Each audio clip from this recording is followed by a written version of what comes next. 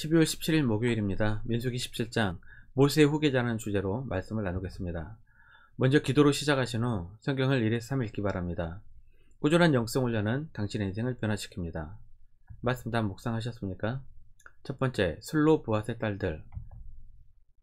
2차 인구조사의 목적은 군대의 정비와 땅 분배를 위한 것이었습니다.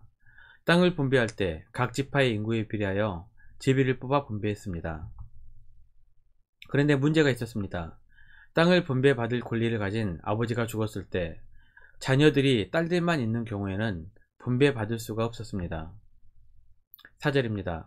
어찌하여 아들이 없다고 우리 아버지의 이름이 그의 종족 중에서 삭제되리이까?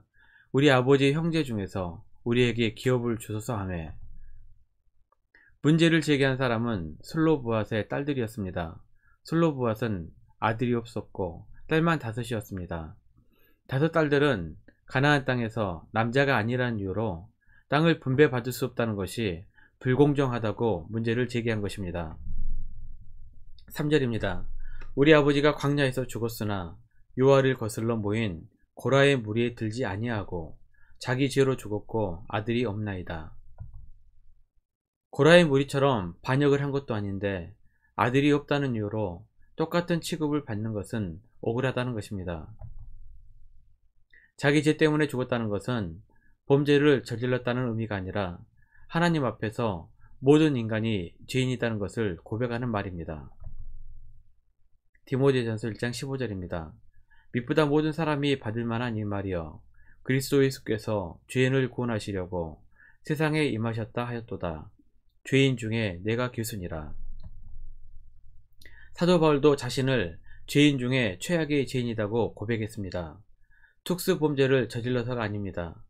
예수 그리스도의 구원의 은혜가 없이는 죽을 수밖에 없는 죄인이라는 것을 고백하는 말입니다. 예수 그리스도의 십자가의 은혜가 없이는 모두 다 죄인입니다. 늘 우리를 구원해 주신 주님의 은혜에 감사하며 살아가시기를 바랍니다.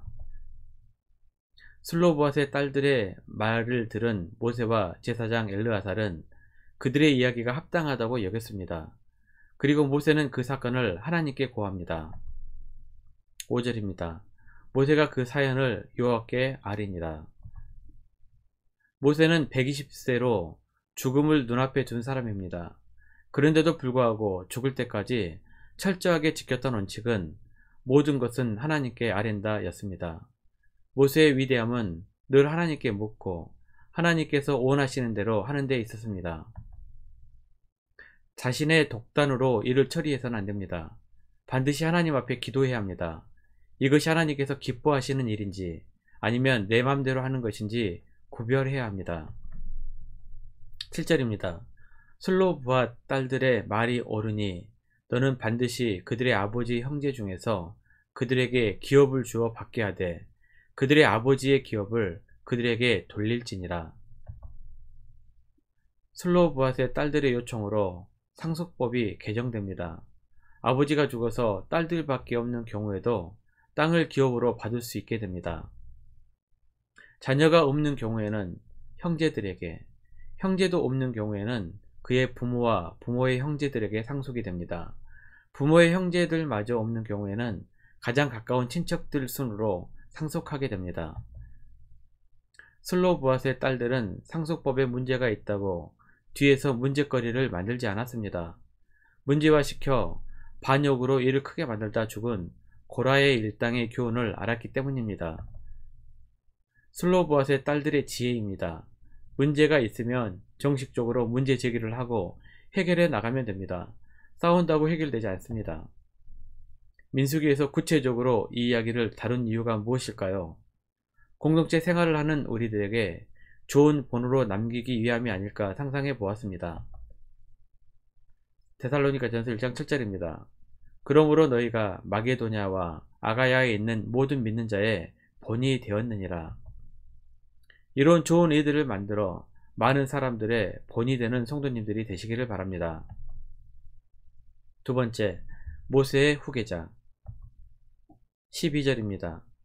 여호와께서 모세에게 이르시되 너는 이 아바렘 산에 올라가서 내가 이스라엘 자손에게 준 땅을 바라보라. 모세는 하나님과 함께 아바림 산맥에 올라 이스라엘 땅을 내려봅니다. 아바림 산맥의 북쪽에 비스가 산이 있고 비스가 산 정상에 느보 봉우리가 있습니다. 모세는 바로 이곳 느보산에서 최후를 맞이하게 됩니다. 하나님께서는 모세에게 가나안 땅에 들어갈 수 없는 이유를 다시 말씀해 주십니다. 14절입니다.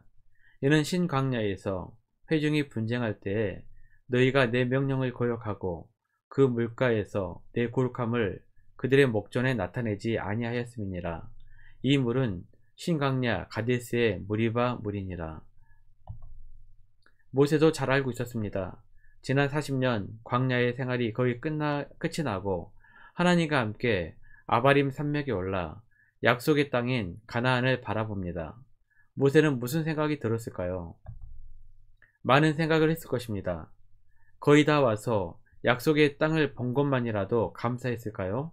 아니면 가나안 땅에 들어가지 못한 아쉬움이 가득했을까요? 모세의 마음은 복잡했을 것입니다. 하지만 모세는 오직 이스라엘 민족들을 더 생각했던 것 같습니다. 16절입니다. 여호와 모든 육체의 생명의 하나님이시여 원하건대 한 사람을 이 회중 위에 세워서 자신의 뒤를 이어 이스라엘 민족이 헌신할 후계자를 생각했습니다. 그래서 이스라엘 백성들이 목자 없는 양과 같이 되지 않기를 하나님께 기도했습니다.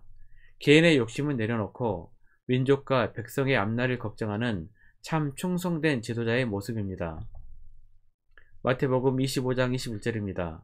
그 주인이 이르되 잘하였도다 착하고 충성된 종아 내가 적은 일에 충성하였음에 내가 많은 것을 내게 맡기리니 내 주인의 즐거움에 참여할지어다 하고 내 개인의 일상도 중요하지만 하나님 나라를 먼저로 여길 수 있는 성도님들이 되시기를 기도합니다. 마태복음 6장 33절입니다. 그런즉 너희는 먼저 그의 나라와 그의 의를 구하라. 그리하면 이 모든 것을 너희에게 더하시리라. 말씀 요약합니다. 첫 번째, 문제를 발견하면 대화로 해결할 수 있는 방법을 배우시길 바랍니다. 좋은 애를 만들어 많은 사람들에게 본이 되시기를 바랍니다. 두 번째, 하나님 나라와 의를 먼저 구하는 자에게 하나님께서 반드시 다른 것들도 채워주신다는 약속을 늘 기억하시기를 바랍니다. 1년 성경 일독 주간 기획입니다. 오늘은 목요일 야고보서 5장에서 베드로전서 4장까지 말씀을 천천히 묵상하시기를 바랍니다. 12월 중보 기도 제목을 넣고 기도하시고 특별히 코로나 바이러스가 대상 번지지 않도록 기도해 주시길 바랍니다. 중보 기도 끝나면은 또 개인 기도의 시간을 충분히 가지시길 바랍니다. 가정에서 기도하시기 힘드신 분들은 주중 기도의 시간을 이용하시면 됩니다. 주중 기도의 시간은 새벽 6시부터 밤 10시까지입니다. 하루 30분씩 최선을 다하시길 바랍니다. 그러면 여러분의 삶이 변화될 것입니다. 영상을 다 보신 분들은 확인 문자를 보내시거나 유튜브에 댓글로 달아주시면 정기적인 영성 훈련에 도움이 될 것입니다. 오늘 하루도 승리하시기를 기도합니다.